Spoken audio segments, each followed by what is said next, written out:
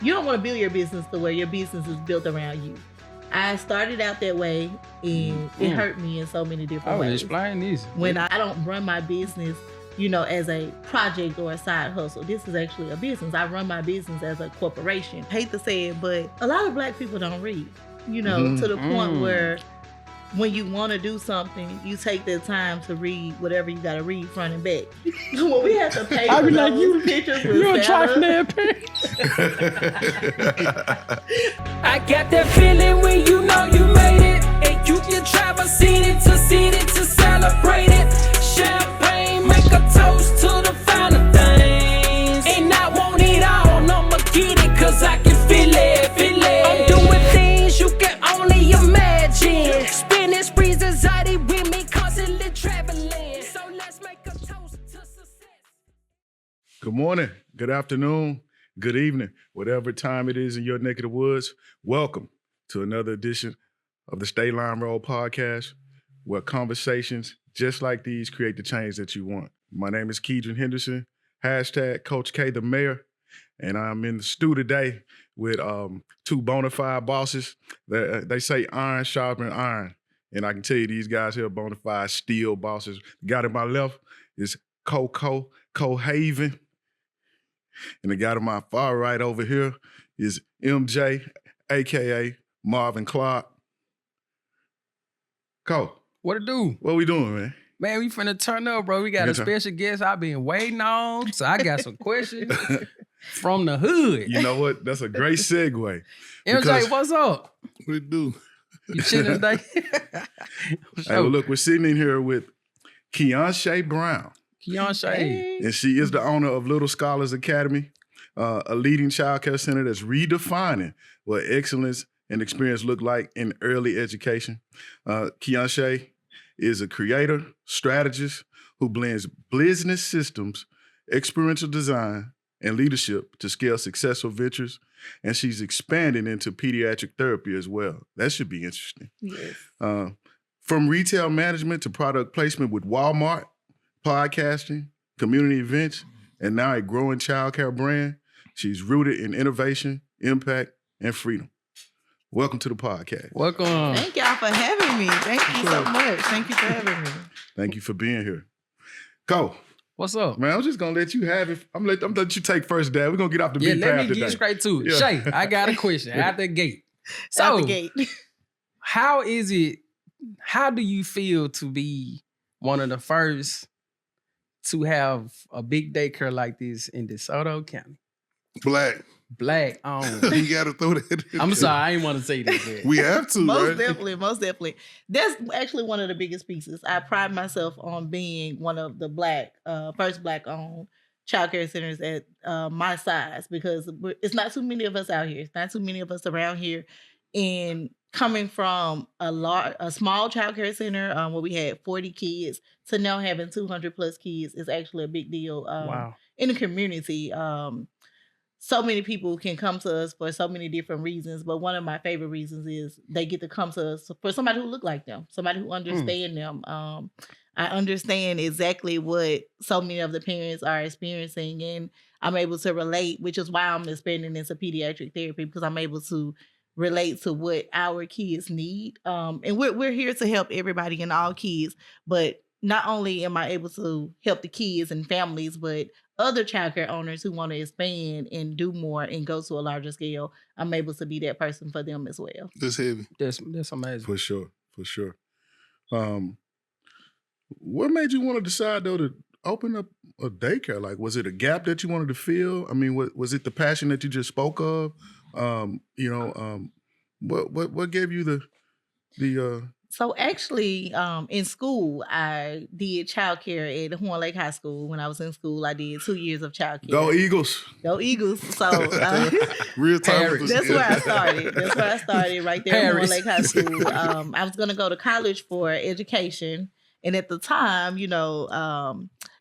going to school for education, I was working at JCPenney. And, when you working and when you're young and the money is coming quick, and I got promoted to supervisor. So I'm like, oh yeah, I gotta keep working, keep building right out the gate at 18, 19. And I didn't want to change. I didn't want to change up at the time because everything was flowing where I needed to flow to start building myself up. I kind of left home early. And I always had this independent thing. So I didn't want to depend on mom and dad. So I was kind of like, I got to keep working. So I switched gears, left education alone, and continued with retail management. JCPenney had so many promises, like great things. Like I was learning so many great things. I was learning how to do, their system, run their company, do payroll. I had a team at the time of 15. Then, got the next promotion. Now I got a team of 50, constantly running this and leading it. So it was great. And it was great to learn their structure and their company. For sure. So I stayed there for a while. For sure. A lot of people don't appreciate the come up. I'm going to say it that way, to come up through retail or other barrier to entry businesses where you don't have to have necessarily the degrees and all of that. I'm actually a product of that. Okay, I love it. And I always say, started from the bottom, now you're here. Right, most definitely. Right? Because at the end of the day, when you're learning how to do procurement, you're learning how to budget, you're learning how to do inventory. You need all that. You need all of those skills. And then you're running a multi-million-dollar asset. So it's really nothing to play with. Exactly. Yeah. So when that company sent me, to all these different classes and they invested in me to be their manager, I thank God for it because I needed that. I wouldn't have been able to run my business the way that I run it now without that. So I tell people, wherever you at now, you can use that. It don't matter if you're working in fast food. It don't matter if you're working in retail. Right. It don't matter if you're going to school. Use what you got now to build to where you want to be. So that's one of the things I tell people all the time. If you're in retail, man, learn what you can learn from that and put it into your own. We want to thank JCPenney. That's my people. Marshalls too. MJ, this is what you talk about. Like, right? This is the conversation of the day right here. I got all off scale on you. No. I speak about this all the time, and I tell people, no matter where you at, man, you have to build off of that. I don't care if you work at McDonald's or you work at Wendy's or you do whatever, because you can go in there. Because this is the thing, man. A lot of people, they just going in to work. Like you and my kids, man, they come into work, but I be trying to tell, I'm trying to get y'all to be more than just workers. Absolutely. So it doesn't matter what company I work at. I can work at McDonald's. I'm going there to learn how to run McDonald's. Right, exactly. If I'm working in this business, I want to know how to run it. Exactly. Because I'm only there for a temporary time. And I feel like a lot of people that just at these businesses or whatever, now, these are not businesses, especially with small businesses, these are not businesses to the point where it's going to get you to the point where you feel like you need to get to in life. So what you need to do is just learn these bigger things. Everything. Yes. Right? You learn everything as you go in. You learn how to be a leader. You learn how to cook that griddle. You learn how to be that cook. You learn how to be that chef. You know what I mean? Just don't go in there just to become a worker. Right. Most definitely. Hey, what's your words? Everything don't last forever. No, for sure, whatever. Now, so we got to build off what we have. Yeah. You dig? For sure. So let me ask you this. What's harder to work with, the kids or the parents? Most definitely the parents. Why parents, is that? 100%. For sure. I would say when it comes to, first and foremost, being a Black business owner, a lot of people have to understand that I don't run my business, as a project or a side hustle. This is actually a business. I run my business as a corporation. The same thing that you expect at a corporate childcare center, you can expect in my childcare center as well. Just because we're private owned, don't mean that the rules or the structure or anything change. Period. I keep that same standard all the way across the board. So you might get some parents who might think, if tuition is due on Friday, I can come pay on Tuesday or Wednesday. No, it don't work like that. We have a no pay, no stay policy. And that policy is not to be mean or bent out of shape. It's just the policies are the policy. I will definitely work with whoever I can work with. If we get a letter, we put things in place, but you can't just do what you want to do at my business. I run my business like a corporation. So do y'all call it expel or eviction? Well, we start off with a suspension, and then that suspension, turns into a termination. All right, so let's go back to. I want to say this though, right? I want to just tell this story real quick. Because my grandkids, they was, because my sister, she owned a daycare. So my grandkids, they go to the daycare, and I used to pick them up or whatever. But I remember one time, my daughter picked my grandbaby up late. So Pam sent me a bill for $1 per Yeah, Most minute. definitely. sure. Most definitely. And I respect it to the point of, because like you just said, you have to run your business like that. Yeah, you you dig it? do. So you have to have the rules. And I respect the rules because I always tell everybody, even for my kids or whatever, and I'll tell them all the time, we have rules, so you got to grow up and have these same rules. Most definitely. Because you don't want to, because I can have rules in my house, and even if you're a young person or my kid, you can disagree with that, but you have to grow up yourself to have your own rule. Yes. And that's for anybody, man. You have to grow up yourself to have your own rules. So you don't want to be the person that's being ran over because you don't have those rules. Right. And your business can't run if you don't have structure or rules. So I tell my team that all the time, sometimes people give us all this and all that, but we can't run our business, off of hopes and dreams and this and that. We have to be able to run our business. Off of So if you friendship and can't nothing. do that down at the daycare down the street because they're Facts. corporate, you can't do that up here Preach. just because I'm Black. Thank That's you. right. And Period. People think Put that, some but, respect on it. Most Put some definitely. respect on it. So let's go back because we didn't get a chance to this. So let's get to where you from. Like, this is so important to tell where you from and like your journey to where you at now. Yes, so I'm originally from Hernando, moved to Horn Lake. Like I said, went to Horn Lake High School, That's Mississippi, graduated right? from there. Horn Lake, Mississippi, Hernando, Mississippi, absolutely. So I did childcare at Horn Lake High School, left high school, went straight into retail management, JCPenney, left JCPenney, went to Marshalls as the store manager. I was the store manager over on Germantown Parkway and on Winchester. So just coming from the retail world, I did a whole lot of side hustles. I always been creative, so I always like to do a lot of things. My husband always say I'm a risk taker, so I'm taking risk all the time. We all are. I always taking risks. We So all while I are. was working at Marshalls, I did events, I did baby showers, I did a couple of weddings. I was just doing stuff. I always did something. I had my product Reese World, which was my daughter product that was on the news. It was on Fox 13. It was on a lot of different news outlets. It was a Black-owned brand that was inside of Walmart and online at Walmart. Wow. And the reason of us creating that was because my daughter didn't see many products in stores that looked like her. So she had big puffy hair at the time. Her hair wasn't straight. It was puffy.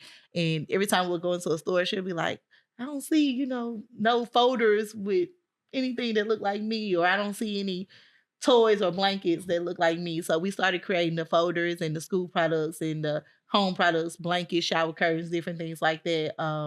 That more so looked like her, that she can go in the store That's and fire. see something that looked like her.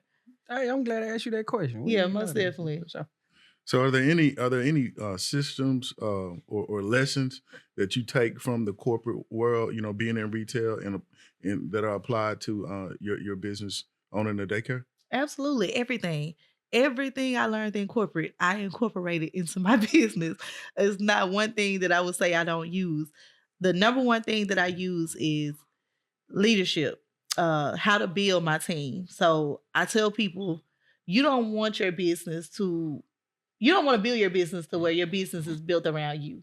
I started out that way, and it hurt me in so many different ways. Explain this. When I started out, running my business to where I didn't trust everybody. I was so uptight, I was like, I gotta have my hands in every single thing, You just woke up a sleeping giant. I know, right? Because I want to speak on this because I'm telling you. Because my whole thing in business, I won't even say to this day, I'm more easier today, but before it was like, I'm not letting nobody do shit. Yeah. I'm going to do every single Yes. solitary thing. Boy, that's a But I'm going to gift say and this a though, curse. right? I had a conversation with a guy that owned, they had a restaurant, Harrow's, up on Winchester, whatever, and I'm not sure if they still there or not.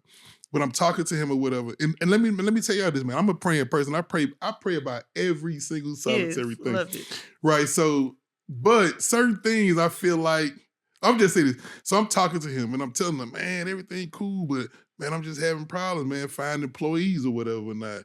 And we just talking back and forth about it. He listening to me and he said this shit in the most calmest way imaginable. He said, man, you just got to pray about it. Man, that was such an eye-opener to me, right? He said, man, you gotta pray. Because I never prayed about it. My thing was, you gonna come here, you do this job, you can't get the fuck up out of here. Exactly. You know, and that was my thing or whatever. Now, so I had to let that go or whatever. So for you to say that to the point where, because it's hard to trust people. It's hard. But we have to trust them to the point where we had to mess up, right? Yeah. So we have to give them the same room that we kind of had in order to grow or whatever. So that's what I kind of do now to the point where I give you that room, not too much, but I'll pray about it and I'll give you that room for sure. And I have a friend who, she's still in retail management. She was actually a district manager. And me and her, we talk about a whole lot of different business things. And I was venting to her one day because we were still at our old daycare center.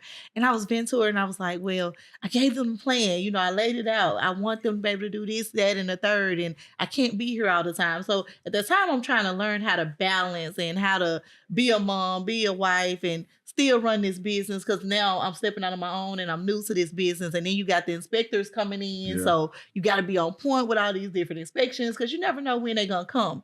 And I was just like, I just need my team to be able to run the business and lead lead my vision the way I want them to lead. So my friend said, Shay, did you ever think that when you was at JCPenney and Marshalls, all the trainings that they gave you, they sent you to these classes. They invested in you on learning how to do this and how to build this and how to build that. They trusted you to run their company.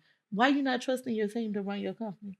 Are you sending them to these different trainings? Are you investing back into them to be able to do this and that? And that changed my entire outlook from that point on how I ran my team. One thing can change everything. It changed everything. It changed You said everything. one thing changed everything? One thing can change everything. Oh, I got to tell you this crazy story, right? My daughter listen. called me one time and I said, what's wrong, babe? She crying.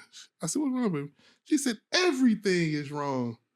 And like I told her, whatever, you probably just got one thing that's wrong. If you fix that one thing, it'll fix everything. Yes. You know what I mean? So it's from kind of there, like a car motor. If a car motor go out, the whole car down. everything goes Just out. fix the motor, right? Yeah. It'll fix the whole car. One situation. Most definitely. From there, that's where I invested in my team. I started sending them to different classes, and I realized that I took myself out the equation.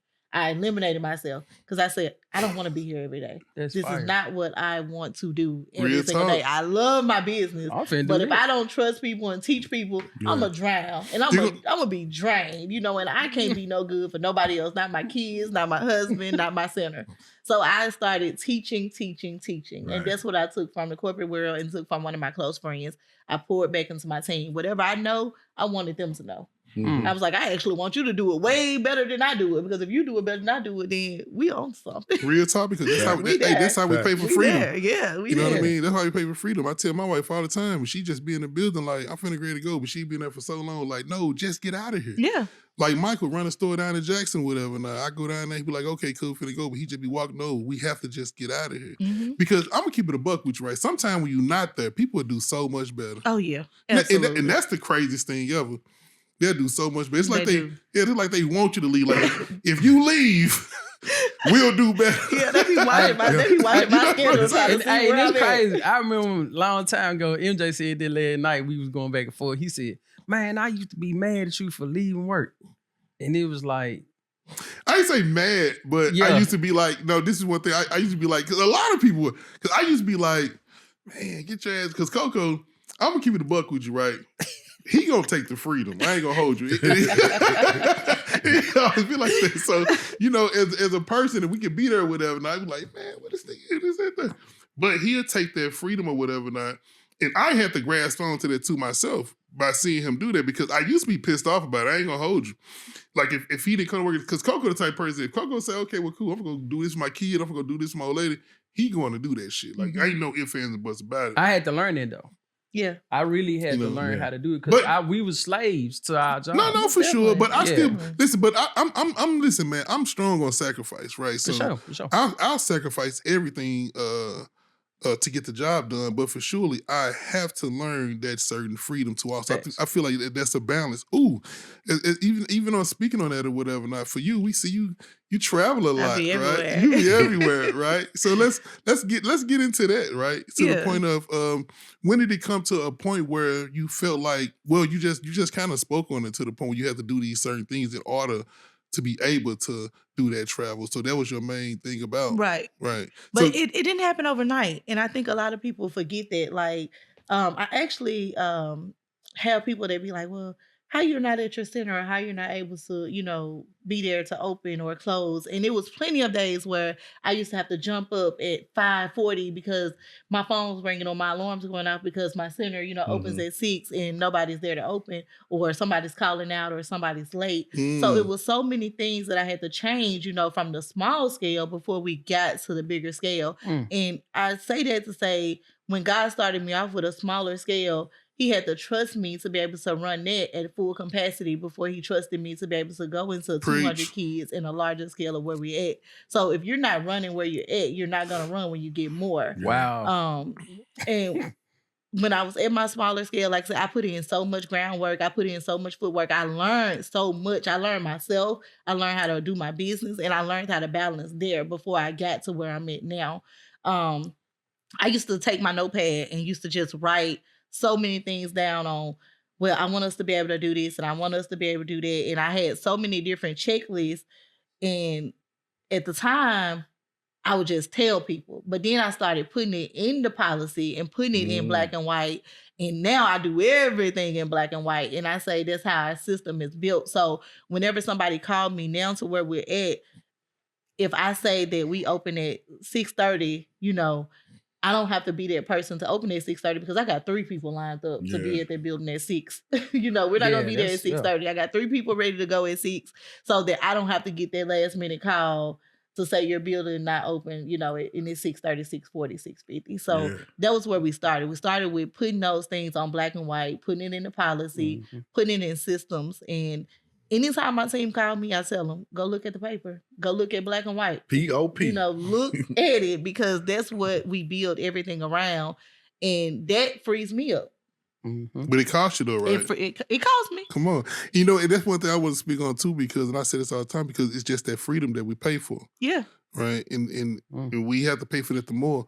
So, like, even for me, I didn't want to open up a second business because I didn't want to take the time out to do it because a lot of people feel like when you're doing business, it's just an easy thing and you don't have to do this. Because even now, man, I'm planning on retiring at one point in time or whatever not. So for you to go from one business to another business, did it had to help? Because for me, it helped out more to the point where I can pay more now. So I can pay for that freedom more. You feel what I'm saying? Yeah, for sure. Yeah. So I always advise everybody to always try to expand.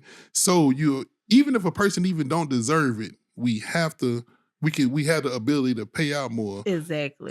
Exactly. I look at that. My payroll is 3 times where it was then, but the income and the kids is way more as well. Right. Like I'm able to pay my director, way more than I ever thought, honestly, when I was at this smaller scale. I never imagined, I'll be paying my director and paying my team what I pay them now. And now I have so many administrators outside of the classrooms. When we get inspections, they always be like, you got so many people, or you got so many administrators who's not in the classroom. And I tell them, I have it like that for a reason because, it's too late. You don't want to get caught slipping. And when you're prepared, when you stay ready, you ain't got to get ready. I'm just going to put it like this. Stay ready, you ain't got to get ready. So if my director ain't there, I got an assistant director. If the assistant director ain't there, I got a receptionist. If the receptionist is off, I even have a training specialist. That's not in the classroom. That's important. I can easily put these people in a classroom to where they'll be in the rooms with kids, but I feel like it's so much important to have them outside of the room because it's growing the business. That's right. It's growing the business. So I feel like just growing the business and taking people out the classroom. And if you're a teacher forever or you've been in the same spot forever, you're going to get tired. You're going to get drained. Or you're going to feel like there's no room to grow. You're going to be like, well, I'm never going to be able to grow here. And then you start losing good people. So I try to create positions to where people can feel like, oh, I know I'll be able to grow. Like I tell my director, I want you to be able to get your own center. Or who you training to take your spot? Period. Right. You need to be everybody in the building needs to be training somebody to take their spot because that's how you grow. That's how you grow the business. Yeah, because I tell my workers basically the same thing because if you can't grow with me, we don't need to be together. We don't. I ain't gonna hold you. Like if we can't grow together, we don't need to be together because I'm not trying to hold nobody. Because the thing about even with business, man, just imagine, right? Like I be doing businesses I be doing business with businesses, like for instance, a car wash, right? So they'll come to her every week or every month and get different shirts for different people because it's just in and out. Right? Because you can come in there and work for 2 weeks and realize, hey man, I can wash cars myself. Do it myself. I can do it myself. So even in my business or whatever, now if we're doing shirts, to me it's like to the point where you can come and work for me, but you can also work for yourself. Yeah. So you don't even have to work for me. But even if you work for me, you can work for me part-time and you can do this yourself. Yeah. You know what I mean? So we have to build these opportunities also or whatever. And I feel like that's why I'm able to retain such a good staff that I do have, because they see that I'm creating those positions for them to grow. And yeah, that's fire. I mean, outside of the center, I care about, their growth. I want to see them grow in credit. And when people be talking about buying a house or when they be talking about this, that, and the third, I tell them all the time, I be like, so how you filing your taxes? Or how you doing this? I'm all in their personal business. I know they probably be like, this is not your business. But I tell them those kind of things because I don't want them to feel like they're just stuck working in my center or working for me, or I'm all over here in London and they over here, having to all over here in London. They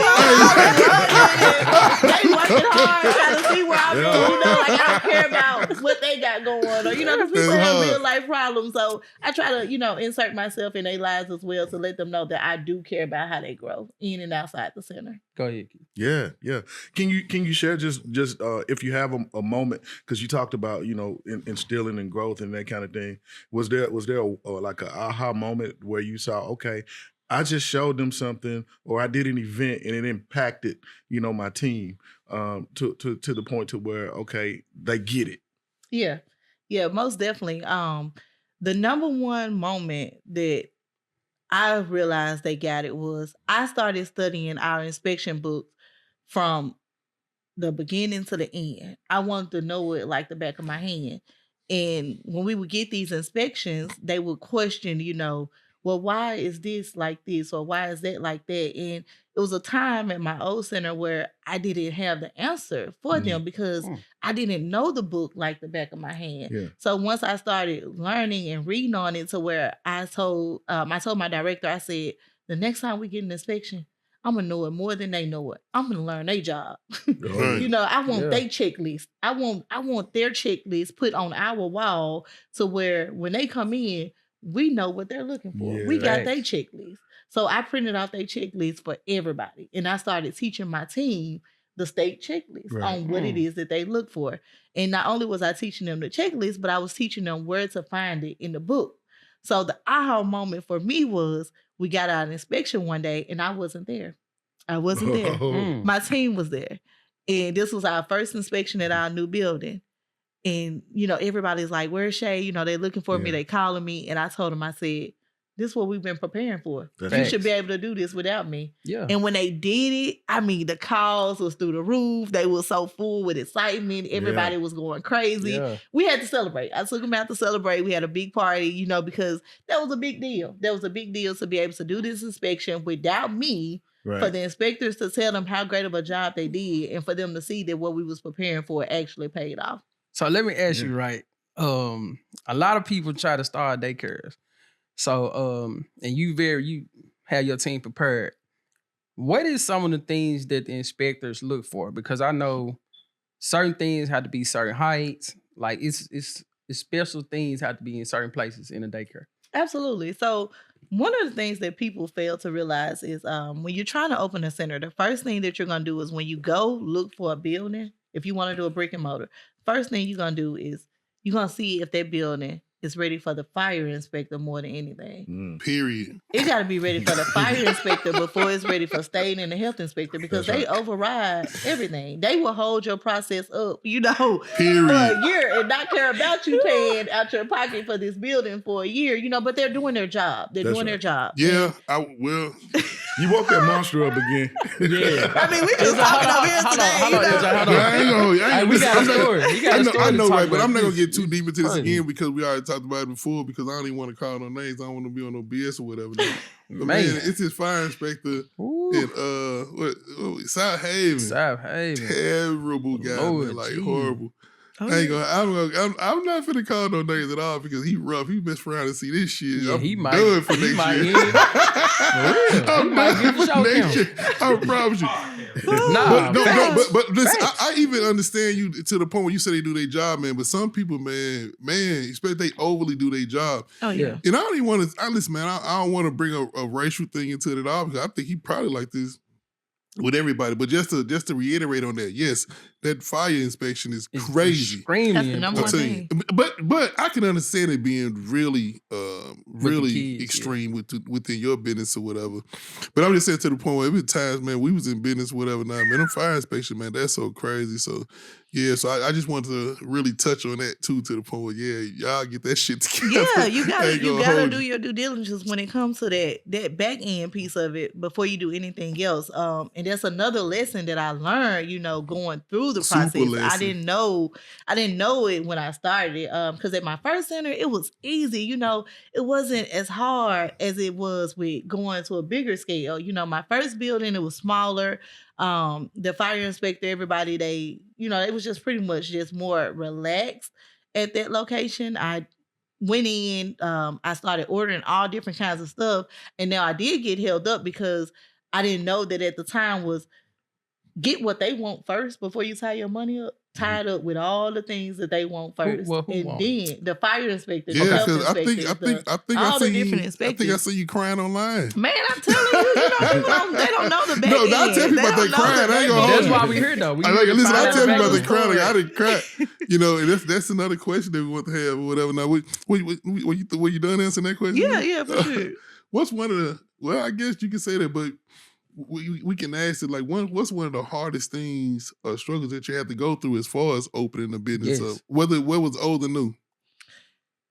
Because I'm pretty sure you just said the new one. Yeah, probably been the hardest that was one. the hardest part. Right. Just going through the city, going through zoning, going through the fire inspectors, and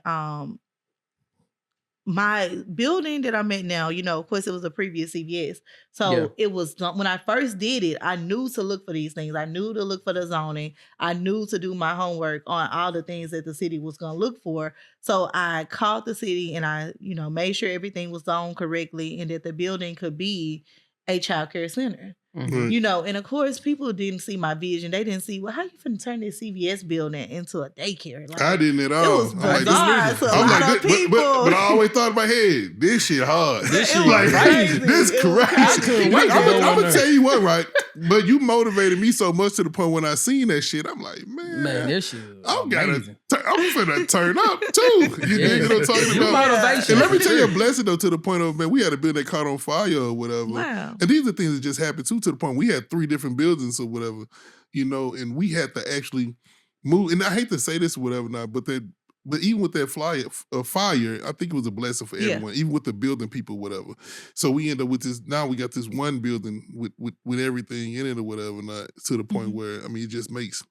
Yeah, because you had 3 buildings. Yeah, with 3 separate buildings, and now here in one big building. Okay. But you motivation, I'm telling you, because it's beyond life amazing to pull up in Horn Lake, Mississippi, and the first thing you see is your. You see that shit? I see that shit every day I go to work. Like this crazy. hard. For real talk. Well, I think a great segue. That's a great segue.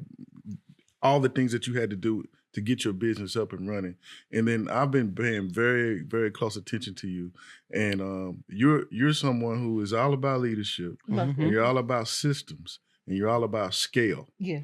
How important are systems to scaling without burning yourself out? So that's the number one thing I would say with just it started with me. I tell everybody it started at the top. It started with the leadership. So what I pour is what I get back. And it used to not always be that way. So that's why I had to go to the systems and the policies and the checklist. The way that I have it set now to where my director checklist looks a lot like my checklist. So she knows what I'm looking for when I come into the building. I know what the inspector's looking for when they come in the building. So all of our checklists look a lot alike. And I tell people that you might see this one thing with checking the books on 4 different people checklists. But I feel like if you're checking it on Monday and then somebody else is checking it on Tuesday, I come in and check it on Wednesday, then somebody else is checking it on Thursdays. There's no way we should miss this. Yeah. If we miss this, none of us doing our job. Nobody's doing their job. So I have it on a lot of our different checklists because, like I said, if multiple eyes is looking at it, one eye is better than, 2 eyes is better than one. If all of us looking at it, we can't go wrong. Sound like there's a lot of transparency in your business. Most definitely. Everybody has an opportunity to learn, peek under the hood. Like nobody's looking through the peephole. Seems like everybody's in the room. Everybody's there. That's and, fire. It didn't always used to be like that. That was the thing. I had to learn it because I had to take myself out of it. I was, the face of my business. I was the everything to my business. I was the one doing the checklist. I was the one doing the helping with the kids, doing the lesson plans, talking to the parents. And the parents were so used to me that I had to take myself out of it. Because if I'm doing everything, who's looking up? For sure. Who's looking up? I mean, like you just said a minute ago, whatever, not the more you pour into it or whatever. Not. And that's one thing that I always tell people when it comes down to business or whatever. And this Bible, the more you give, the more you receive. And it's just as simple as that. Yeah. Because even for me, I used to be one person doing everything.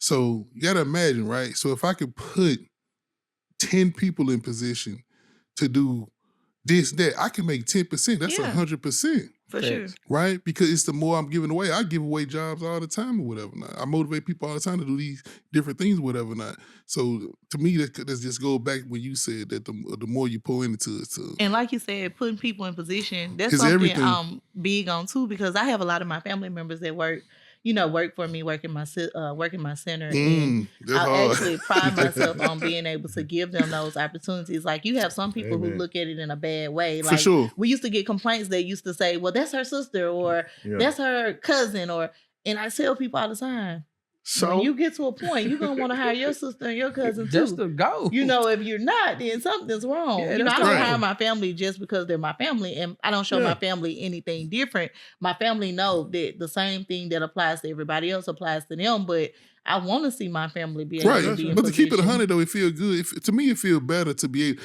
able to give that to them. Yeah, for right? sure. Because if you don't, they're gonna come to you for it. Stop playing.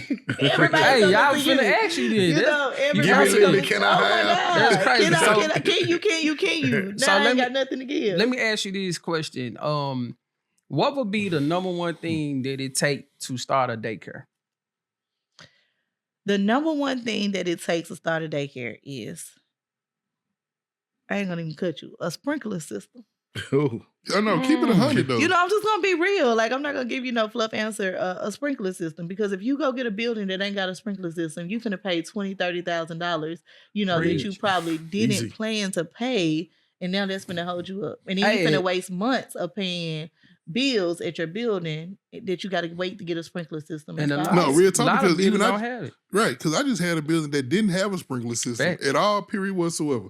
I moved the same business to another building that got a semi-sprinkler system. Once again, the fire department come in and say, hey, you got to put a sprinkler system here, here, and here. So man, that's all. That's some very important. That's the number one important thing. When you go look for a building, you got to look for their sprinkler system, because in DeSoto County, you may have been able to get away with it, in the past, or you have some fire marshals who wasn't so hard on it, but now they want their sprinkler system. Stop playing. But I want to re-ask this question too, because you kind of answered the question as far as the building goes, but as far as the business goes, right? Mm-hmm. Like as far as the business goes, what would you have to do? Because I'm gonna keep it a buck with you, right? My whole thing about this whole podcast is to the point where I just want people to understand that we have to hustle. Yeah. We have to go. Like, to me, that's just what it's all about, because, man, you can go give somebody $100,000 right now and say, here you go, and they may not even make it. They don't know what to do with it. You don't even know what to do with it or whatever. Not. So, some people kill that. So even with the question that he asked, give the raw answer, right? Like, not even an answer to the point where it takes the money or this. You know what I mean? Because to me, the raw answer is, for me all the time, like, if somebody say, what did it take to do what you do? You got to get up and go. Yeah. Hard ambition. Can't stop. No matter what obstacles that you go through, you can't stop. Because I'm telling you, I went through stuff that would have made a grown man cry. Hey, speak on it. Come on, speak on it. We're going to cry together. We're going to be crying in this motherfucker. You're not in business if you never cried about your business. Isn't that one of your quotes? No, it's not a quote, but I'm going to keep it a buck with you or whatever. But the crying has been there for sure. So blood, sweat, and tears. For sure. And if you're not, yeah. But give us an example of what you mean by that. What's something that happened that made you feel like this? At one point in my business, when I first got the CVS building, I had already did all the paperwork for the building, signed my contracts. I had the keys. I was locked in with this building. And I had already had the approval from the city with zoning and with that, hey, this can be a childcare. But then you had people come on the back end and was like, who approved this? Who told you this could be a childcare? We don't want a childcare center at the top of Goodman. This is not a location for a childcare center. So the Alderman board, the city hall, it was just going crazy. My name was the talk of the city. Stop playing. I seen it. It was like me against the city of Horn Lake for a long time.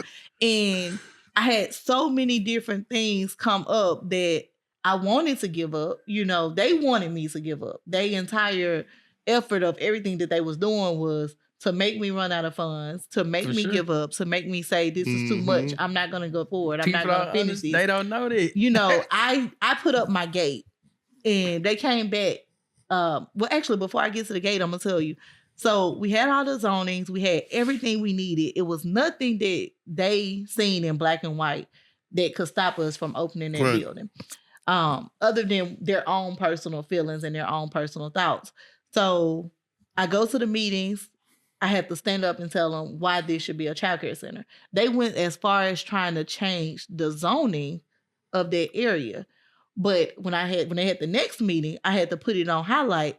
If you change this zoning, you change all the zonings around us. Right. You have $1 million centers on both sides of me. You have one going down Goodman and you have one down 51. Those are corporate centers. You're going to wake up a lot of corporate ghosts. You don't want to do that. You don't want to change the zoning, and then you got to change all this and all that because of the fact that you don't want this location to be a childcare center. Go ahead, Angel. I got something to ask you too. Let me write this down. down. Because I remember when we had set the store up, the new store, we had set up everything inside the store. We had set up the whole store, and it's a big store. It's like 6,500 square feet, so we got so many racks and railings in there. So the fire department come in, because they'll try to intimidate you too. I ain't gonna hold you. They come in, they like, well, you got to get an architect to come in and do this. I called my motherfucking little nephew. He came in with a pencil and a ruler and did the work. And we got it done fast, but I'm telling you, I don't want to say that they try to intimidate you. I just want to say that it is intimidating. I just want to say that. Yeah, for sure. So, but we can't let that hold us and stop us from actually going forward with it because they're using big ass words to the point where I went through three different architect companies because of I got my nephew. This stamp, the stamp that they were saying originally, a lot of paperwork that I had done, nothing needed the stamps. It was okay. It all passed approvals. But all of a sudden, now you need this kind of stamp. You need that kind of stamp. You need this. You need that. So it was so many different things that I had to get. I even had to get a separate architect because when we was at the end of everything, I had to get somebody to go through and do my fence, design my fence for outside. Yeah, speak on that. You say you're going to talk about that. So the fence, we had put the fence up. We was nearing, the inspection because I had already had my state inspector come. I had already had all my other approvals. I was just waiting on the city to sign off before I could open. And here we are going months later. Like we started this back in February. We're in, end of August going into September and I'm still not open. I'm still fighting, different things with the city. My license for my other building expires at the end of August. So I knew going into September, I got to be able to get my license for this new building because I have several people on my payroll who depends on me, to get paid. Not only do I have several people on my payroll, but I have several families, in my old building who's looking for where's my child going to go if you guys are not open, when your license expires. So I had to maneuver, like I had to do field trips, like I was doing field trips, like I had to talk to my parents and tell them like what's going on. I had to be very transparent with everybody and upfront to the point where I'm like, look, this is what's going on. This is what I'm, up against. And I said, we should be open, here in September soon. We get our fence up, professionally done. They come back and say, you need to flip it. You need to flip it. So I'm panicking, I'm crying, I'm going crazy. I tell Mario, my husband, I'm emphasis on the crying. Like, emphasis on the crying. I'm like, now they come, the week of the inspection and tell me that the whole fence got to be flipped. I can't get the contractors out.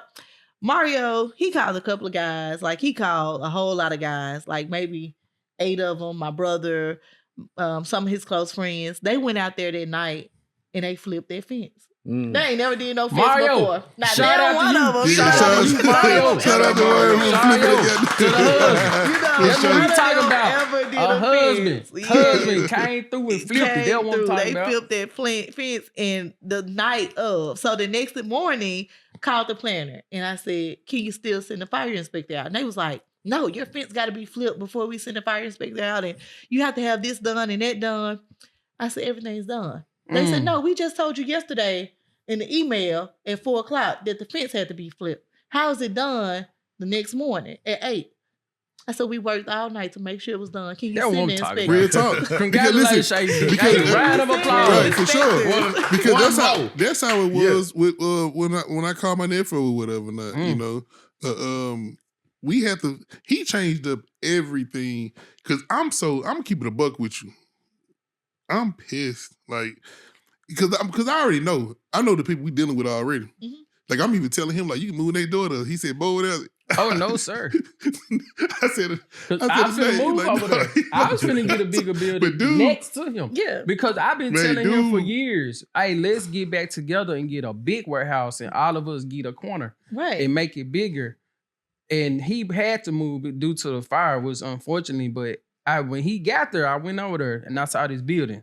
I said, yes, this mom I've been waiting on to get back together. I said, who the fire inspector? Don't call today. And he said this. I said, I'm not coming. So we know. You know what I'm saying? And what you saying is, that's the point of this podcast, to tell this story, because people don't know this. They don't. They don't know. But we also have to know, like you said, it's doable though. But we just have to do it. Like he was talking architect, this, that, third, whatever not. We had already had the store up, ready to roll. But I'm gonna tell you one thing. And the store was just like the last store. This is the thing. It was just like the last store, set up just like the last store. Man, they come in here with the weirdest things. I had a counter that I had just purchased or whatever. Oh, you thought it had the electrical things that was inside of the counter, but it wasn't even wired or anything. They held me up from opening the store just because these not even plugged up wires. You got to take all those out. But what if I want to sell it again and they want to rewire it? It was just the weirdest things, man, that you have to do sometimes. But on the same token, like you said, you have to do those things, but it's able to be done. For sure. But I'm gonna tell you one intimidate thing, you. and it's not a race thing. I hate to say it, but a lot of Black people don't read. To the point where when you want to do something, you take the time to read whatever you got to read front and back. And that was my way of getting past the city. I got the city books and I read the city books because when you read, and you learn everything is learnable. We all can learn these different things in these different roles. And that's the number one thing. When you read and when you learn, people can't play with you. So take time out. Give them the definition that I know you keep saying this one thing. Explain to the people about zoning, because every city have different type of zones. So explaining them zones. I want to say something before that. I make zoning signs, and I don't even know what the fuck you mean. For sure, explain it. So you have your districts with just the warehouses, and then you have the hotels on where the hotels can be, and they don't want to you can't put a childcare center, next to certain things like what is it? What's the smoke shops? The dispensaries. Okay. So a dispensary wanted to come directly across the street, so where the location was that I was getting, and dispensaries have to pay a lot of money, when they come into an area. That's right. However, our paperwork applications went in around the same time. My application went in before the dispensary application, but I learned later on that when their dispensary filed their applications to get the previous region building on the corner, they have to be within a certain amount, 500 feet away from a childcare center. And that made it hard for the city. That made it hard. Like, man, we got this building that's going to pay X, Y, Z, and then we have a childcare center who ain't got to pay, this and that. But who application went in first. Wow. So they even called down to the state to try to get that, some kind of way worked around to where the dispensary could still take that location and the childcare center could still stay. But it's just the state wasn't buying it or giving in on it. But when it comes to zoning, you have to be zoned in certain areas to where certain things can't be by each other. You don't want a hotel next to Kroger right there on Goodman, or you don't want, car washes throughout the entire city of Horn Lake. You got 10 car washes all within the same area. So zoning protects the city of what can be where and actually how many things can be within certain areas. And they do that to keep business from clashing with each other. That's the reason why they make zoning. Not only just that reason though, because like you just saying, you said a daycare couldn't be close to the dispensary. Yeah, the dispensary, right? So it's not the same business, but it's certain business. Yes, the state have that rule and the city have that rule. So it's in their handbook that the daycare, childcare center have to be a certain amount of feet away. That's so crazy because even for me, like I said before, I print these signs all the time.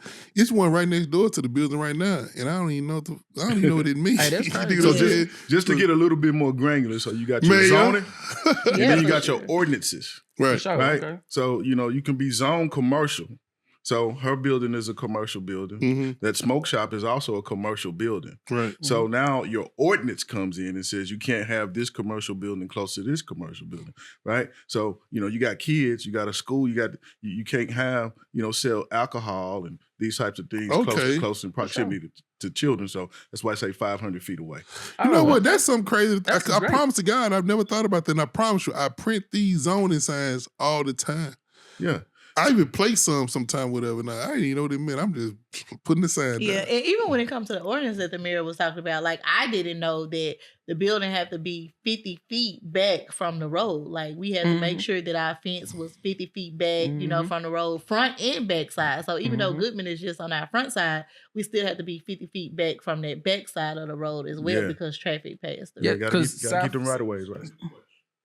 No question is stupid. Go ahead. No question is stupid, Mo. We got to start introducing Mo. That's what I said. We got to start introducing Mo. I'll put a camera on me on one joint, but going back to that, all right, so, because children in the daycare can't buy alcohol, so I mean, why can't be like, a certain distance from it? That is a stupid question, but I ain't gonna hold you. Yeah, that is a stupid question, but nah, go ahead. Go ahead. It ain't no stupid question.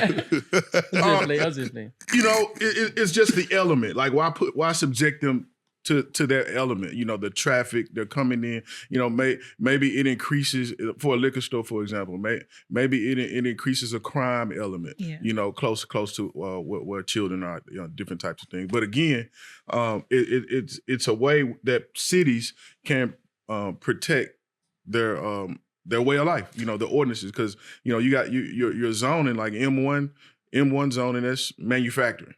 So you wouldn't want someone to build a manufacturing facility, next to your residential development. Right. Right. You don't want to look out your house and see a smokestack, 2 doors over. So whenever you do what's called a comprehensive plan, your planning department, and these are regular people. These are people that are not aldermen, they don't work in the office. These are people that your planning commission are people that have nothing to do with the municipality. They're average everyday citizens, and they don't have any dog in the fight except for they want their neighborhood to look a certain way. Okay. So that's why things will go through the planning commission first. If it passes the planning commission smell test, then it goes to the board of aldermen. Question. So or your city council. So why do the sign go up? Oh, well, it's a notification. You know, it's letting the people know, okay, this person has pulled a permit to put this particular building there. That's wild. You have to make notice for crazy. it. And it gives the community, anybody who is opposed to it, an opportunity to get abreast of what's going on and come and voice. Gives them an opportunity to voice their opinion because, you know, it's like a majority rules. At the end of the day, you know, the planning commission, they don't make rules. Right. They're an advisory board. But if you're running your municipality, right, if the planning commission is really the voice of the people and they don't want it, then, you know, chances are you're not going to entertain it because it didn't pass their smell test. So the person that's moving next door to me, it's a zoning sign that's next door. So if they was kind of doing the same thing that I was doing, I can complain about that. Oh, yeah, they can't move that. Okay. I mean, which I wouldn't. I ain't no hater. Yeah, because South Bring it Haven, on. I know South Haven. Vital Plus Depot. you have to be in a mile radius as far as the zone to open up another business. But you know, they kind of making little changes now. But so let me just ask everybody a question. Do y'all think that the board make it harder for the colored people? Absolutely. Okay. I disagree. Okay. See, listen. See, you know what?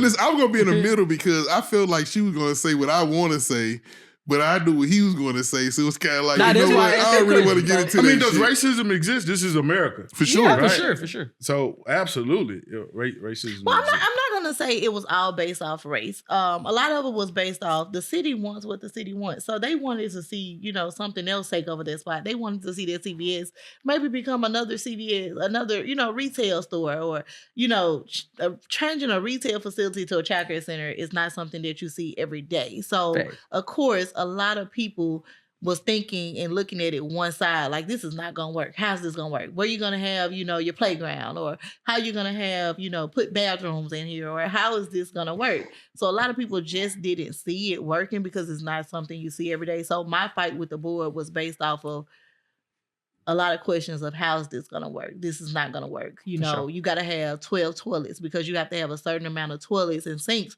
per your ratio of how many kids you can hold. Okay. You have to have a stove. You have to have this. So all those different things that you have to have that's different than what a retail store have to have, they didn't see it working. And the reason that I went with 8-foot walls all the way throughout my building, a lot of people even was like, oh my God, the noise is going to be so crazy. Like, it's going to be crazy noisy in here because you're not doing walls all the way up to the ceiling. However, I didn't let that faze me either because I knew what I seen in my vision. I knew what I wanted. And if I go all the way up to the ceiling with walls, I got to change the sprinkler system. I got to change lighting. Now we got electrical. I got to call this kind of contractor to pull that kind of permit for electrical sprinkler. It was just way too much. So I knew starting out that I only wanted 8-foot walls throughout my building, no matter what nobody else said. I'm kind of one of them people. When I see something and want something a certain way, I want to say this, man. I think this answer your question for me. I think at first sight, is just another nigga until you prove that you something more than that. Oh, you know, and that's my thing about anything, whatever not. You know, because we went through a thing, whatever not. And they looked at us like we was just niggas, but we had to prove that we was more than that. And so, and that's my thing about everything, whatever not. And I'm not even mad about it, right? Because we come from a certain thing in a certain place, so we can be looked at like that. So we got to prove that we're not like that. Yeah, I'm not fucked up about proving that I'm not like that. That's the pain. You dig what I'm saying? I had the previous planner. He's no longer with the city, but I had a previous planner tell me in email, in writing, you should just give up. That's the point. In writing. I had to get an attorney, you know. I wrote myself a letter to say shit. I'm not giving up. Fuck this shit. You know, but on the same token though, man, it's just all about persistence, man, and knowing who you are. Yeah. You have to know who you are. You have to have a sense of who you are. And you can't let nobody take that away from you. I ain't gonna hold you. To me, that's the biggest thing because you are gonna be just that. Because we honestly, to tell you the truth, we are just that until we prove that we're not. Yeah, for sure. The previous mayor, I asked to have a meeting with him because I just felt like I was being done, you know, so wrong, which I know that's crazy to say in the business world because you got to take your feelings out of it and not wear your feelings on your sleeve. But my feelings was definitely on my sleeve during that season because I'm like, man, like I'm putting in all this work to constantly be brought up with something different every time I get a different inspection to try to hold me back. They went as far as calling the state to check my credentials, to check to see was I qualified to be able to do this. They called my inspector supervisor to get my background check, my credentials, and all the different things to make sure that I was capable of doing what I said I was gonna do. So I just felt like I was heavily discriminated on. I called my attorney and I said, I'm just gonna have to get an attorney. Thank God I didn't have to move forward with it. The previous mayor called me in for a meeting and he pretty much said, like, you're not one to give up, are you? And I said, absolutely not. And he asked me after I finished having that conversation with him, he said, where are you from? So I told him where I was from and told him a little bit about my background. And within that same week, I was getting ready to get my approval to get everything finalized because it took, that conversation, that meeting, that where you telling you face from? with my name. Where you telling you from? I was from Hernando now. Where you telling you from though? Where you from? I'm from Hernando. Ask me where I'm from. Where you from? The motherfucker hood.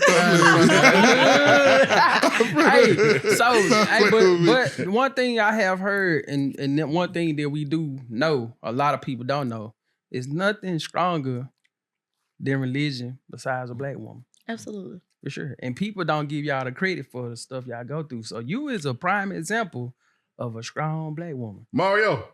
What's Mario, up, man? congratulations, my boy. You got you one. Yeah, you got you one. So we finna change before we get to MJ. Do we need thing. to? I'm finna ask her some hood questions right quick. So what's the worst parent you had and how did you handle the problem? So the worst parent that I can have, I'm not going to just single out one parent. I'm going to say the worst kind of parent that I can have is the kind that comes to where they feel like the state run my business.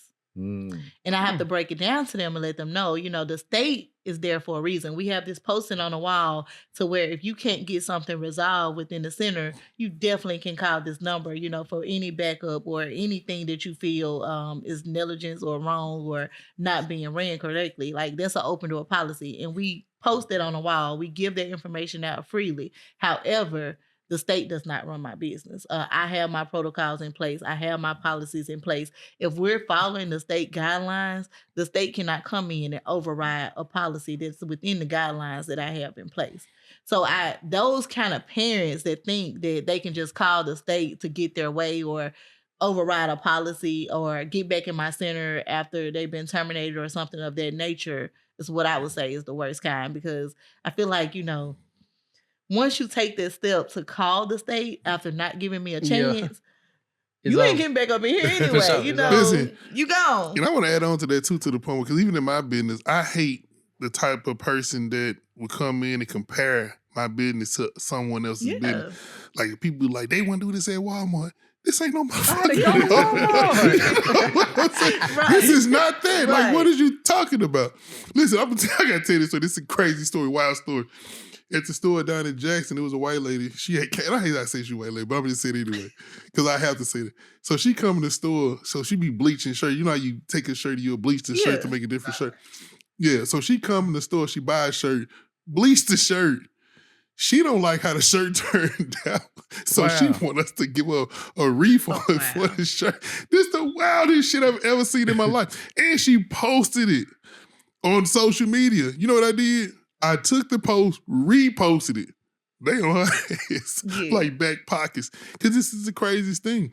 Because once again, like you said, they want to sit up and act like we supposed to run these stores like we run other stores. Like, no, we can run these stores how we want to run our stores. Exactly. Or whatever. And that's the privilege. So the next question is, what's the worst kid? That's hard. We don't have the worst the one kid. that tried to burn the business. I'm gonna tell you, because see, that's why What about the kid that started that fire in the bathroom? Yeah, Shay, MJ said it, Shay. Just keep it raw. I'm gonna keep it real. Okay, I don't ever feel like it's a worse kid. I blame everything on the parents, because the kids are only gonna do what they, are taught to do, at home. Or, we have some kids that act better with us than they do with their own parents. Because if that parent is not giving their kid any structure, or if that kid is mad or cranky because he didn't have breakfast that morning, or he went to bed late because he was up on his iPad till 2:00 in the morning. Then he come in the center at 7, and now he ain't had no breakfast. So he throwing stuff. He's mad. He's aggravated. I train my team to get down to that child level to see what's wrong with him. Some circumstances outside the center. Fuck that. No, I want to say it though. I'm sorry, man. Right? Forget that. I'm speaking on behalf of these teachers and these parents. They spend more time with y'all kids than y'all spend. Y'all need to stop acting like that with these damn people that's helping y'all. He got story with bad kids. He got story with bad kids on cutting their hair and shit. Yeah, that shit ridiculous. Yeah, you're right. I'm sorry, man. I think we woke up with another monster. Nah, for real, it's ridiculous because these people have y'all kids all day. They know more about y'all kids than y'all, and they would tell you a problem about your kid, and you will blame them like they the problem. No, y'all have to get y'all kids and listen to these teachers, these people who helping y'all. They know more about y'all kids than y'all know. Stop doing it. Talking about they picking on my kids. Yeah. Who is your kid for them to pick on? Right. There's 5 million fucking students in this school, and they picking on your one child. Come on, y'all. Y'all gotta stop. But you know what? That was actually gonna be my answer to the second worst, the worst parents. Because when you have those parents who's in denial, it makes it hard to work with. Yes, man. I refuse to work with parents that's in denial. Hey. Wow. If you're in denial about your child or what your child needs, I will send you a termination letter faster for that than I would for tuition. Eviction notice. Eviction. Yeah, You but out I ain't gonna hold you. if we can't talk to the parent and tell you what your child needs, we can't help the child because you're in denial. See, this that different podcast we were Yeah, talking about. Hey, this guy, hold on. I gotta tell this story. I'm sorry. My grandmama. Yeah, but this for a different podcast too, Shay. She it has not been a year yet that she passed away. Okay. Sorry. But this is what she would always tell us. I know what I'm teaching you. I know you know right from wrong. And I know when you get your little butt up there to that school, you ain't the same person you are when you're here with me. Yeah. Don't let me have to come up to that school, right? Yeah. Because if I have to come up to that school, you're going to get it right there where we at. Right there. And you're going to get it again when we get home. Yeah, I get You it know what I right. mean? So, but I say that to say this. I totally think there's a lot of truth to what you said, especially at the age demographic that you're dealing with. They're acting out. It's not do what I say. It's do what I do. Yeah. So they're acting out on something that they've seen. But at the same time, you are actually helping raise kids. Most definitely. Most definitely. And your staff, they're probably learning more when they're in your care than they are at home because. If they've been with you for 8 hours. 10 to 12. Oh, my goodness. They get that 2 hours with their parents. Yeah. Probably 4. The other time they sleep. Yeah. Yeah, that's what I'm saying. So the parents, they should really be trying to partner, for sure. with you and your staff. Because I want to agree with her to the point where it come down to the kid. Because even in the store, they got them signs up, them country ass signs up outside the store now. They say you have to watch your kids or whatever. You see, I'm like, who wrote this shit? But anyway, they wrote it in handwriting. In black and white. Yeah, but anyway, whatever. Not because sometimes it can come down to because I have a story on a terrible customer, right? But I don't want to say terrible because it's a mentally challenged customer. But I swear to God, man, he'll come in the store, man, and he just takes so much shit off the racks and throw it on the floor. Somebody have to walk behind him every time he come in the store. And I swear, I ain't gonna hold you. And he drives to the store. So I swear, I feel like somebody be sitting his ass up there infiltrating that's the rest of the damn store. Like, ain't no way the hell you drove to this goddamn store and you and this motherfucker just tearing up shit the whole time you in the store. So I just had to say this. So that's one of my terrible codes. So all right, so let me ask you this right quick. Then we gonna get to MJ rapid fire. Listen, we have to pause it with our cool because I can. This the last one right quick from me because I'm gonna get too personal. We gotta bring you back on another podcast. What is it like? Coco, you and them kids' ass. I just want to say that too for sure. Right. What is like to have your significant other, your husband, helping you through this process? Good question. That is a great question. So it's a 2-part question too. So in the beginning, it was challenging because me being a woman, I'm very strong-minded. I'm very independent. I submit to my husband 100%. So don't get me wrong. Okay, now. However, being a strong-minded woman and being as independent as I am, it's not always easy for a male. So I personally felt that I would give him a hard time because when I want something done, I expect him to move like, overnight. One of your employees. One of my employees. And I had to learn it because he would tell me all the time, you can't talk to me like I'm one of your team members. You can't talk to me like I'm one of your employees. So that was actually something within our marriage that we had to grow through. And I do say grow through because we definitely grew through it. But it was something within our marriage that we had to grow through to learn. This is not one of my employees. I can't expect him to jump or move or do as I want right then and there. When I come home outside of work, I have to be a wife. Leave your job. I have to be a mom. Leave your fucking job at the job. Off, from being a boss to being a mom and being a wife. So it was very difficult at first. And then with him, he had to learn too. He had to learn me outside of being a wife and being a mom. He had to know that when I'm in that mode, I'm in that mode. Sometimes I'm up to 2-3 in the morning working. He probably be looking at me crazy like, you finna come to bed now? And I'm like, I just got one more thing. Let me finish this. Let me finish that. So it took a lot of us learning each other. Me and Mario been together, since we was 18, 19. So we've been together 16 years now. And it took a lot of forever. And it took a lot of us learning each other through different seasons.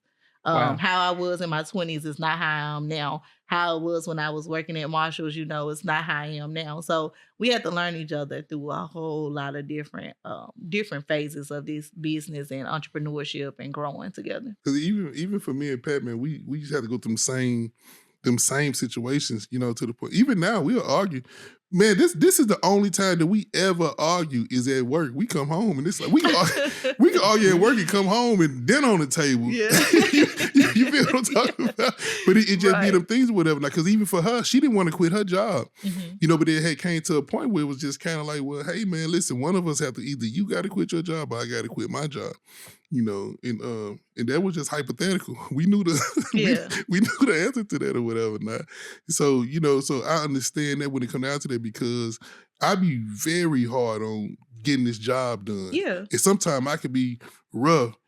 Pat don't take that shit or whatever not, but on the same token though, she'll listen or whatever not. But a lot of times she don't want to hear that shit. But you gotta do this. We gotta do this. You gotta do this. You gotta do this. So I had to learn to separate too, because even now I find myself apologizing a lot. Like I'm gonna keep it a buck with you. Last week she pissed me off about something, but I had to call her back. Like, baby, you know what? I appreciate everything you do. Right. What I'm saying? Sure. So I find myself doing it more like because I have to think about these things to the point where it's hard to maneuver these things, to make these things. Because I'm going to keep it a buck with you. I'm scared every day. And I tell people this all the time. Yeah. I'm afraid every day of going back. Right? So this is for anybody, whatever. And I think anybody should have this same thing because, man, we have millionaires and billionaires, man, that work all the time. Yeah. And that's for a reason. And when I see these things, I'm like, shit, who the fuck am I? Right. Not to go to work. Yeah. Right? So, because even if I'm traveling or if I'm moving, if I'm doing this, that, and third, I'm still working. I'm still going to work because a lot of people are like, you don't got to go to work. You don't got to do this shit. Why they think that? I work for everyone. Why they think that? You know what I'm saying? Because the job is just comfortable, right? Because, listen, man, it's people at jobs that make a lot of money. You can work a job and make a lot of money. Right. It's easier. Because everybody feel like just because you work a job, you don't got to make no money. It's people that work jobs. It's people that work jobs right now that make more money than me. Facts. It's people that work jobs right now that make more money. Yeah, do they have the freedom though? Huh? But do they have the freedom? No, they don't have the freedom, but we pay for the freedom though. But they don't have the responsibility. Think about this, right? Because you can. I'm pretty sure at your job right now, you probably can fire 3 or 4 people and make their money.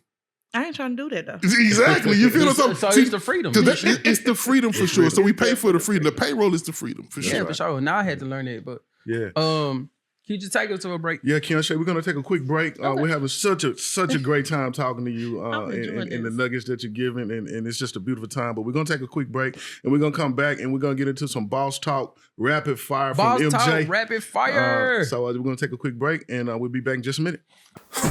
Are you looking to bring your ideas to life?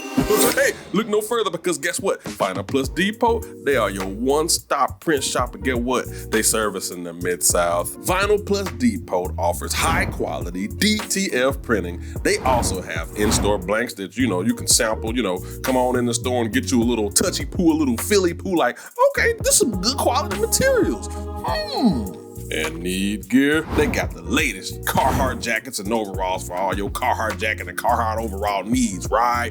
Vinyl Plus Depot also has party supplies for any occasion. And if you want to celebrate real big, they also have a balloon service that delivers, because you already know, y'all be getting all them balloons and it be too many. You can't put all that in your car, 100 balloons. Man, come on, bruh.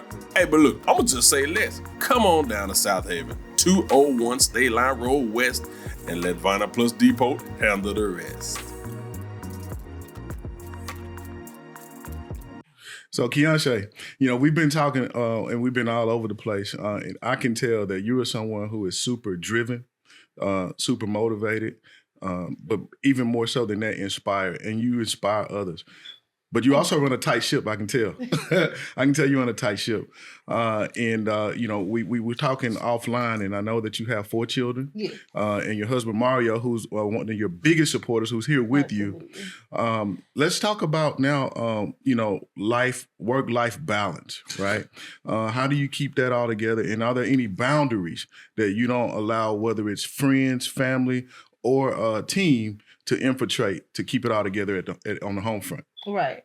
So I would say, what is balance, right? That was my question a couple of years ago. What is balance? Because I didn't have any. I used to work and pour until I was empty.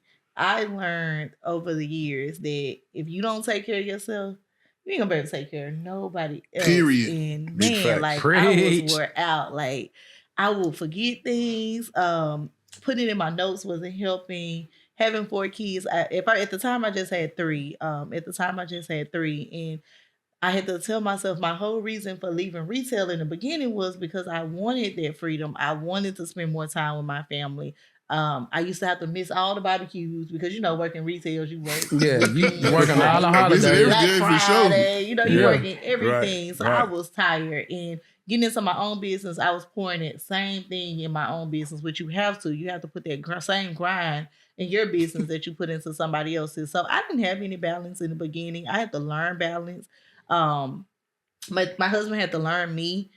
And in that new stage of, it would take times where I would say, okay, I need every Wednesday night to myself. Mm-hmm. I would tell him, like, it's not you, it's not the kids. I just need that time to myself because I'm also that go-to for my family. I'm that go-to for my team. I'm that go-to for everybody, other people, families, So I was like, I need that Wednesdays to fill me back up. So I would call that Wednesday Wind Down Wednesday. Yeah. And every Wednesday I would go in the room and shut my door and he would have the kids for the night. And I would just relax. Like, I would just turn everything off and just do whatever it is I wanted to do, even if it was just something as simple as watching TV because I didn't get a chance to sit down and watch TV. So I had to learn how to put myself first. And that's where I started. I started by taking those Wednesdays to where I would take time to myself. And at first my husband and my kids was like, what you doing? Like, why? My kids, they'll be knocking on the door, mama. He'll be like, y'all, leave your mama alone, Mm-hmm. So it was hard for everybody to adjust to or understand in the beginning, but it was necessary. It was necessary. Yeah. I had to be selfish, at least one day out the week to take that time to recharge because I was just drained.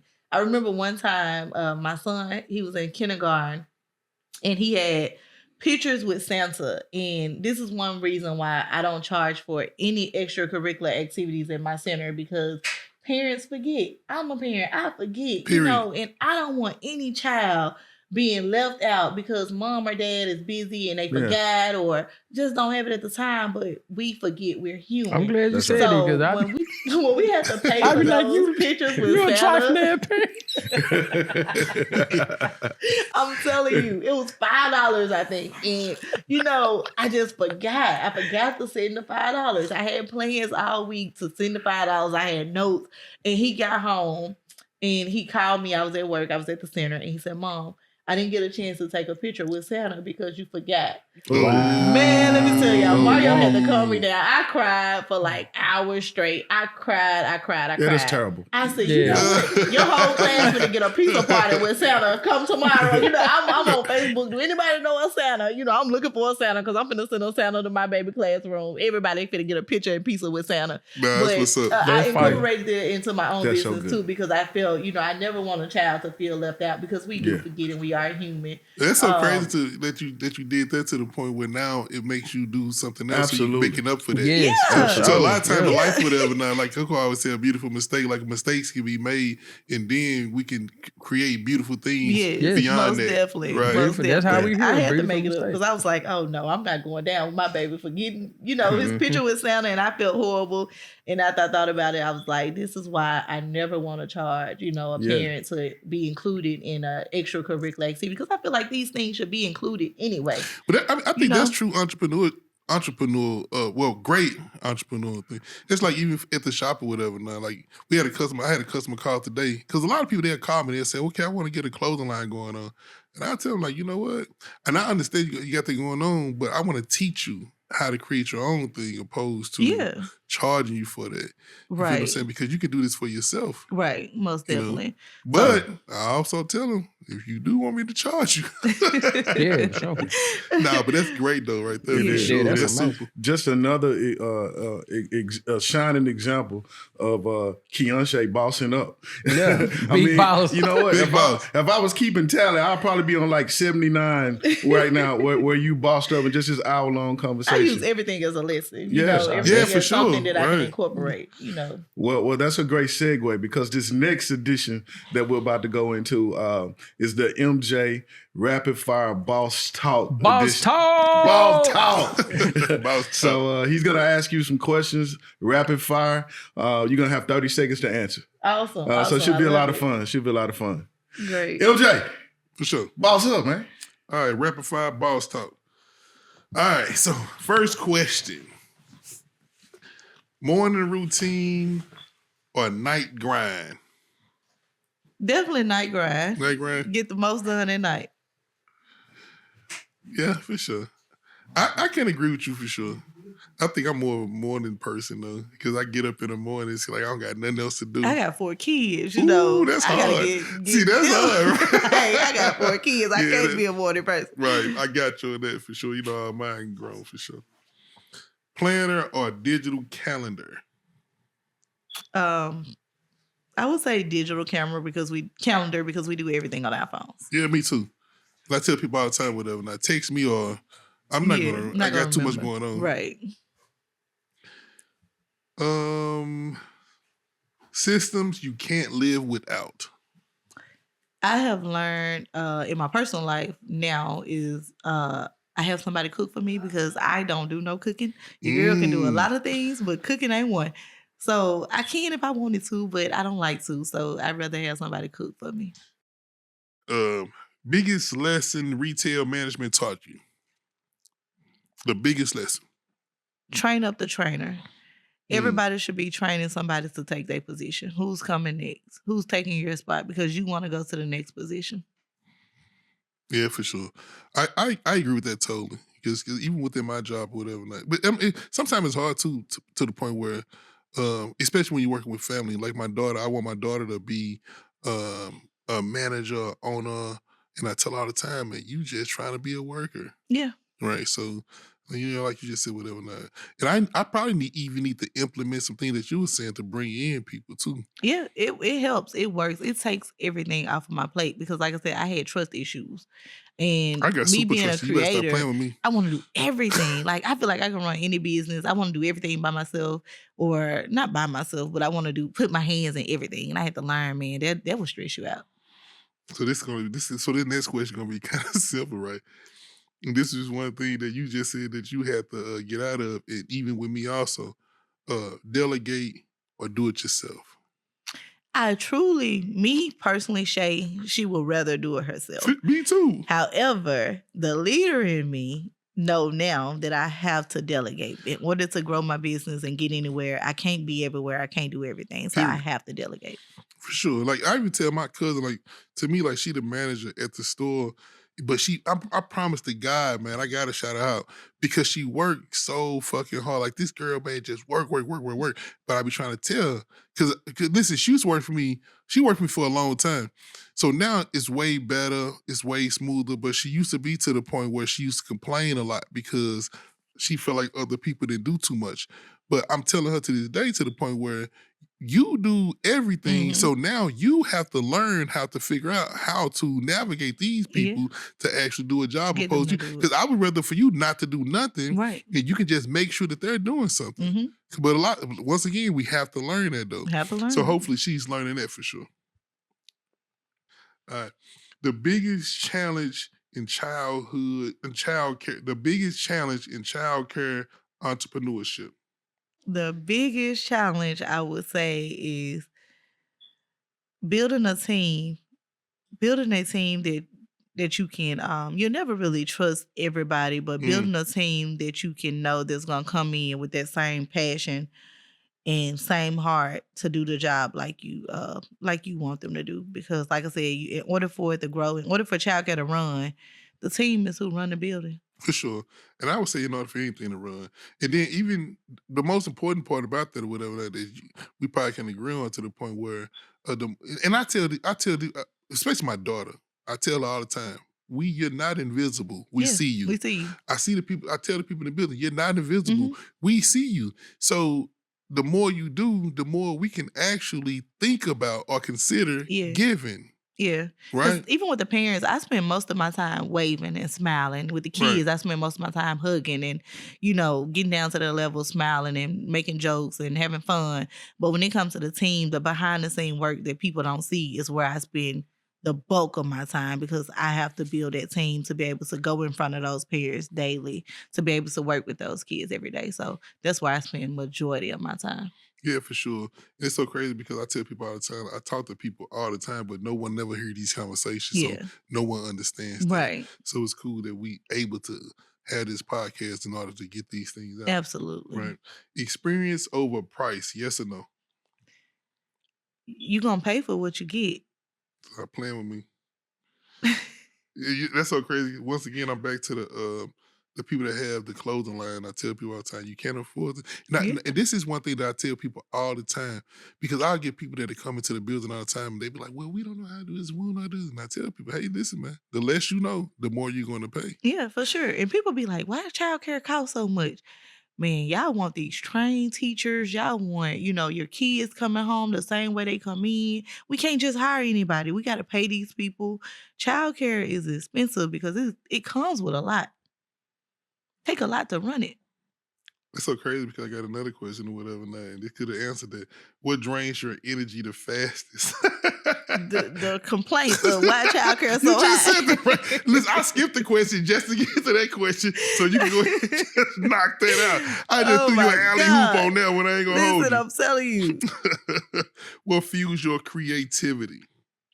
To see the kids, the joy that comes on their faces. We try to make the experience look like birthday parties and things that they might not see every day. So when they come in every day to the different experiences, the way that we set the lobby, the way that we make things fun and exciting, that's what drives me. Cool, that's what's up. Scaling or stability, which comes first? Oh, those play hand in hand because you got to have that stability in order to even scale. I'm with you on that, for sure. One business myth you had to unlearn. You talked about this a couple of times within the podcast. You had to unlearn this. I had to unlearn to stop doing everything myself. That's hard. Everybody ain't gonna, have the same mind that I have. Right. So I had to trust their mind. All right. Another question. One thing parents value most that's underrated. The amount of things that we do for the kids as far as activity-wise, which is everything outside the classroom. For sure. You just said that a minute ago or whatever. Now, even with the... Because that's where we get the most of our referrals from. And I tell anybody, a remembrance is a referral. So if the parents can remember it, they're going to refer you. Right. For sure. And you just spoke on that too earlier about even with the freer things that you do or whatever, which is amazing. I have That's amazing. I'll never forget. I was just starting out in childcare when that happened too. Man, because you got to understand, I got grandkids and shit. I still be paying for the goddamn pictures and shit. If I would have known, they ass would have been up there with you. I just feel like that's crazy. Long hours or smart systems? Smart systems, for sure. We can skip how they want. We got to explain that shit. Okay, what season of life are you in right now? What season of life are you in right now? What's your season right now? And listen, I want to say this too, whatever now, because you got a couple of seasons, right? We've talked about a million things, man. You did business, you travel, marriage and kids and things of that nature, whatever. Now, and even growing. Once again, you're 36 years old. Yes. Once again, that's amazing, right? Yes. What's your goddamn season? You know what? That make that more harder. Like, what's the season right now? My season right now, y'all hear about everybody saying they soft season. I'm actually in a season where I'm telling myself, hobbies can stay hobbies. Everything don't have to be a business, because I'm the type of person where I feel like I can run anything. You know what I'm saying? Like, I want to open this, I want to open that. That's what I feel like. But I'm in a season where I'm enjoying the fruits of my labor. I have a cook. I have a housekeeper. My kids is on a great schedule. Just relaxing and letting my business grow. So everything that I'm doing as far as opening new business has something to do with my current business. Right. So I feel like just scaling Little Scholars. I have LSA pediatric therapy, which bounces off Little Scholars. Another way to make additional income. I have Little Scholars merch now. So I've been pushing out that merch. I bought my machine from you last year, and I've been pushing out that merchandise that the parents want to see and want their kids to wear. So whatever I'm doing now, I'm scaling Little Scholars.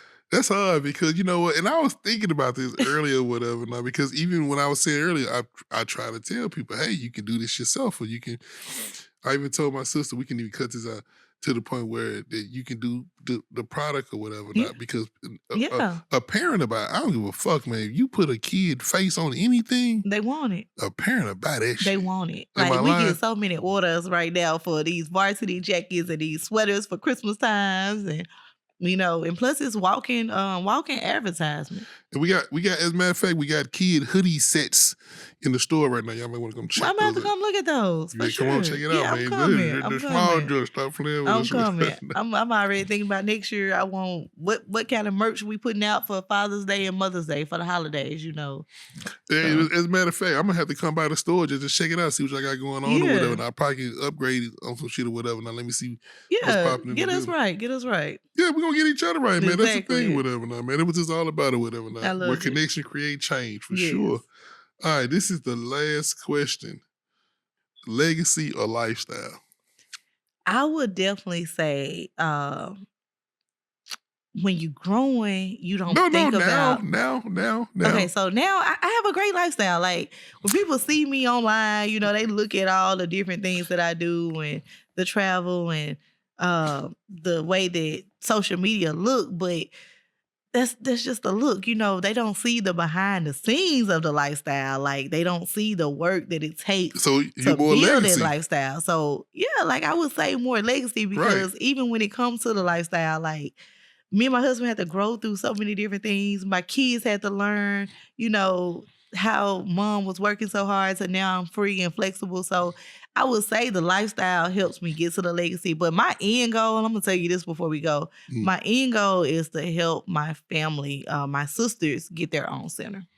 Big shouts out Cheonshae Brown for pulling up on us, the Stateline Rd Podcast. Thank you so much for coming through, for breaking down what it takes to build systems, what it takes to scale your business, how to overcome adversity, obstacles, how to pray about your business. I mean, you have really given some cool nuggets.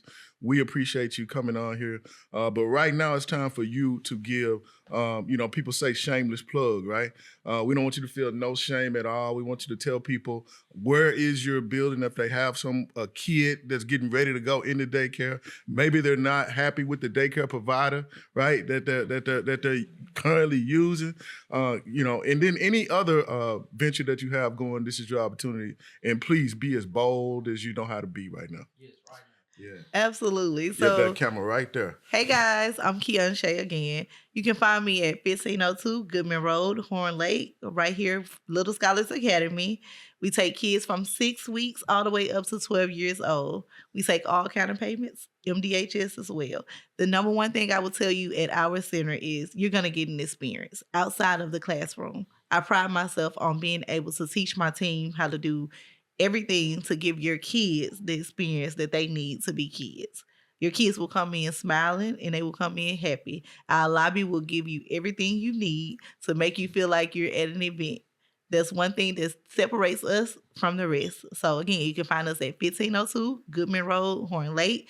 We'll also be opening up a pediatric therapy clinic. 2 of them coming to DeSoto County right here in January. With that pediatric therapy clinic, you'll be able to have behavior, autism, speech, and occupational therapy, where we feel like so many different kids need those different services. And we'll be able to provide them also in-house at Little Scholars Academy as well with trained therapists, including myself. So look, if she has blessed you watching this podcast, like it, share it. If you yourself or someone that know somebody who wants to get into the field, you see how she's an open book, right? So make sure you like and share this episode. Coco, MJ, what's your social media? Cheonshae Brown on Facebook, and on Instagram is just Cheonshae, JUST_Cheonshae with a C. Cheonshae Brown, everybody. Cheonshae.